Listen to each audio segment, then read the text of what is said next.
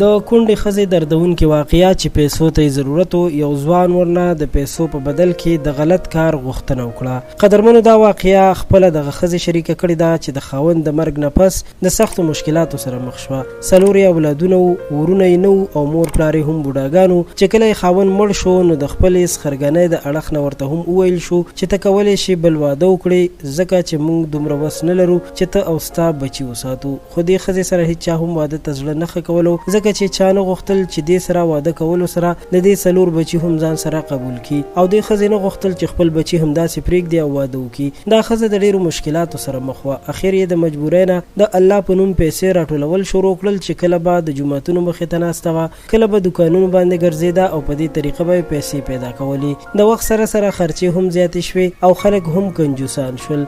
دا هم یوه مجبوره ښځه وه او ځوانه هم وه. د روژې میاشت ته ورځې نږدې وې. د هر مالدار نه به د زکات سوال کولو چې سړي ورته وویل پیسې به درکړم خو ته به زما زړه خوشحالوي او زه به تا ته پیسې ډېرې درکړم. دې ورته وویل چې ولې را سره د الله په نوم مرسته نه کوې، ته ولې زما د مجبورۍ نه غلطه پیدا اخلي. خو دغه سړی په خپله خبره کلک ولاړ او د دې ښځې چې پیسو ته ضرورت و د مجبورۍ نه یې خپل عزت او شرم وبایللو. د ټول عمر لپاره د یو داسې درد سره مخ وه چې واقعي د بیانولو نه دی. د ژوند تر اخره په دې کار شرمنده وه. عجیبه مسلمانان او عجیبه خلک دي. یوه کونډه ښځه صرف د دې لپاره نه قبلوي چې دې سره 4 بچي دي او دغه بچي د بل چا دي، خو بیا همدغه ښځې سره په ناجایزه طریقه غلط کار کوي او په دغه غلط کار کې بیا دوی شرم نه محسوسوي.